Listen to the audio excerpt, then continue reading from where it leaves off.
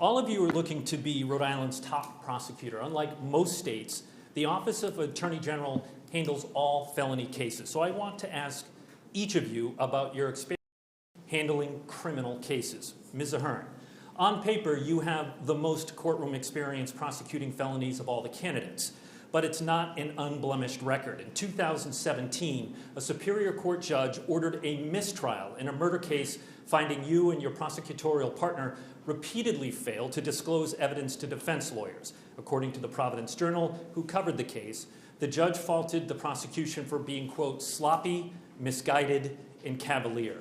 For voters who see this as a red flag, what do you say? Yeah, for Ted and Tim, thank you so much for having me tonight. Back to my alma mater, Roger Williams School of Law. I've served as a prosecutor under the past 3 attorneys general and a legal counsel to 2 governors and the head of a state agency. For my time at the Attorney General's office, I'm proud of my record as a prosecutor for the past 3 attorneys general.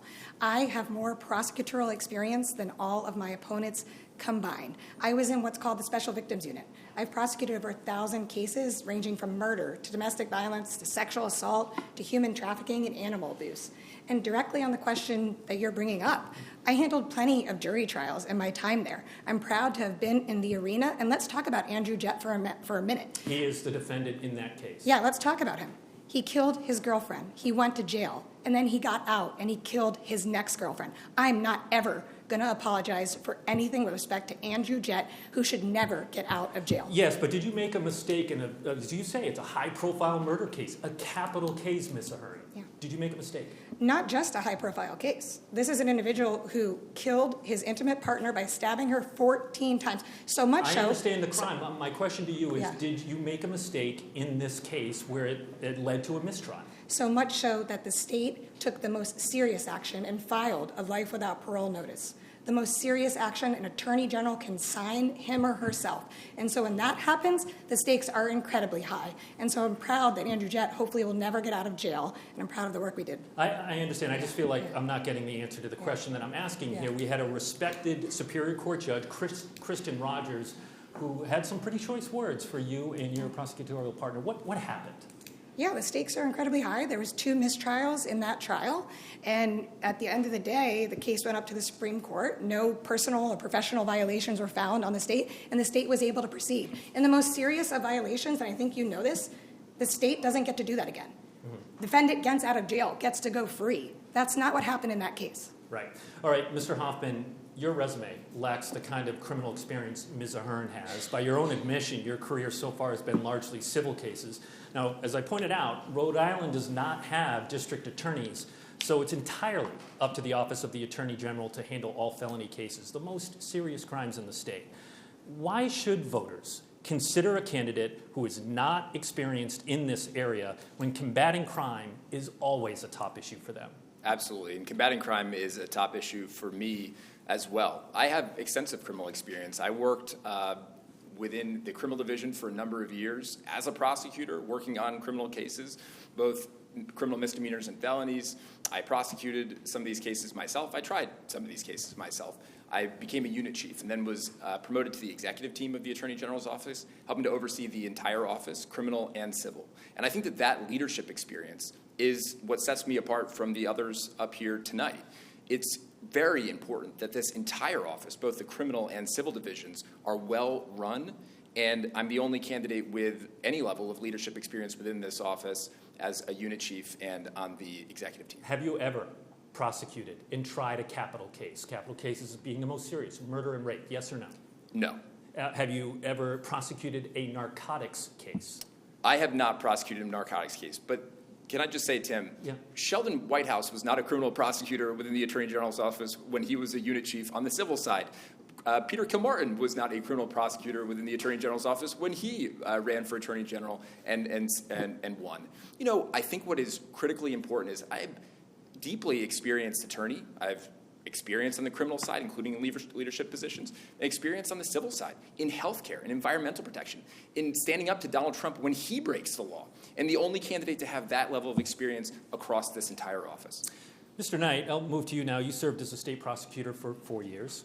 but the last roughly 2 decades, you've been a criminal defense attorney. So experience really isn't the issue here, but voters may wonder if it's the right kind of experience, because you have represented accused drug dealers, a murder-for-hire defendant, those accused of domestic violence. You have sometimes kept who the government has said are the most dangerous criminals out of prison. What do you say to voters who worry you're going to be soft on crime? I got to tell you, I'm really glad that you guys started with this issue before anything else, because this is the core function of the Attorney General's office, which is to prosecute criminal cases and hold violent offenders and all offenders accountable for the safety of the public. And you're absolutely right. I was a prosecutor under Patrick Lynch between 2006 and 2010, and since then I've been a defense lawyer, both state and federal, working really combined about 20 years in the courtrooms of Rhode Island, doing the business, the core business of the Attorney General's office. The Constitution of the United States demands that any person accused gets a fair trial. And in order to get a fair trial, they must have competent counsel. They must have a competent defense lawyer. And if they don't have that, the entire system falls apart. So I'm proud of my work. As a prosecutor, I have sat with victims, and I have done exactly what you think prosecutors should do, is put bad guys in jail. And on the flip side, when the government has acted unlawfully and unconstitutionally, I have held the line against that and held them to the standard, which, it doesn't escape me, is what all the Democratic attorney generals in this country are trying to do right now with the Trump administration.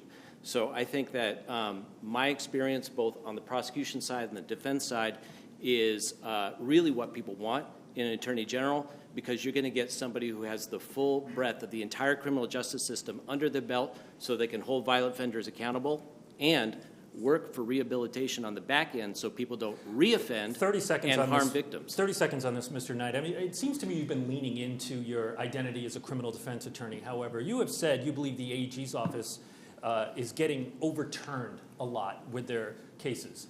Is that an indication that you think there's a problem in the criminal division at the AG's office? Listen, I mean, I think the AG's office in the past few years has really been faced with kind of an unprecedented crisis with the crazy policies coming from the Trump administration. And Peter Nerona has done yeoman's work in standing up and fighting back against that. What does the Trump administration cases have to do with the criminal division? I'm getting to that. Just a second. But the fact of the matter is that there's a core mission in the AG's office that needs to be done, which is criminal prosecution. And your question is, do I think that there's some improvements to be made there? I do think there are some improvements to be made there. You simply can't, while you're pursuing the Trump administration, you can't take your eye off the ball on this critical function of the office. And I think that they've had some problems in the last few years. They've had cases flipped even recently.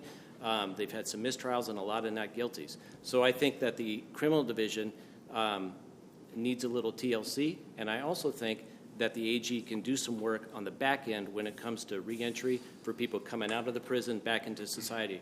That system needs to be improved. Okay, thank you, all Mr. across Knight. the line. Mr. Solomon, you're the only person in this debate who has not worked a day in the Attorney General's office, yet you want to lead roughly 120 lawyers who have more experience in this space than you do. Why do you see the Rhode Island Attorney General as an entry-level position into this office? I'm also the only person standing up here who's seen the justice system from every angle, as a prosecutor, as a bail commissioner, and as a legislator. And as a legislator, I've chaired the House Corporations Committee, which had a staff under me, in addition to 15 legislators on that committee, hearing bills from over 200 bills every year, legislation. That office needs a leader. Doesn't need an additional prosecutor, which I am a prosecutor, but that office needs a leader. You know, we're talking about criminal cases here, though, Mr. Solomon. I asked Mr. Hoffman if he's ever handled a capital case. The bar for you is lower, though. Have you even prosecuted a felony case in your entire life? I've prosecuted many misdemeanors, hundreds of cases in the Warwick Solicitor's Office. However, I've also defended cases as a criminal defense attorney as well, in felonies included. All right, so you don't feel like you would need to learn on the job? I don't need to learn on the job. I've been doing this my entire career. Okay. Ted? Ms. Ahern, you had something? Yeah, can I respond to what Jason Briefly, just said? sure. Yeah, the criminal division is the bread and butter work of the Rhode Island Attorney General's office. About 70 prosecutors work there every single day, and they do need more attention. I'm going to give 3 quick examples. Quickly. 1, they haven't had an all-staff meeting in 4 years. Someone came up to me and told me that recently. 2, Too many cases assigned to each prosecutor. The unit I used to be in, domestic violence, sexual assault. Prosecutors handling those cases have about 220 cases per person right now because there's too many vacancies. Finally, the unit chiefs are supervising too many young attorneys, baby lawyers as we call them, right? They need more supervision. So those are the changes I would make right off the bat. Mr. Hoffman, 30 seconds. When Attorney General Noronha came into office, if anyone remembers the felony case backlog, 1,698 felony cases that had been lost under the prior Attorney General during a renovation, 800 of which roughly could not be prosecuted because the statute of limitations had lapsed. The criminal division always needs attention. The civil division always needs attention. Our investigatory and regulatory units also need attention. But this is a place that has not had any prosecutorial misconduct to the level that we've seen before during the entire administration. Of course, new attorneys need to be well-trained. Of course, everybody wants reduced caseloads. But this is a place where we have got to be able to stand up to the federal government to protect everyone's fundamental rights in our budget. And we have to hold hospital owners accountable when they are trying to break the law as well. We will get into some that. of those. I do want to just, because I gave your opponents extra time, 30 seconds each of you if you want to weigh in further on the criminal division before we move on to Ted. Mr. Knight. I just want to reiterate that it is a core function of the AG's office to protect the public from violent crime, and that's what the AG's office needs to do. It needs to do it competently and constitutionally. It cannot be a backwater the way it is today. Mr. Solomon, final word. It sounds like my opponents have a lot of complaints about how the office is run, whether it's deserved or not deserved. One thing I know, I'm the only one who's going to bring new, fresh ideas to this office.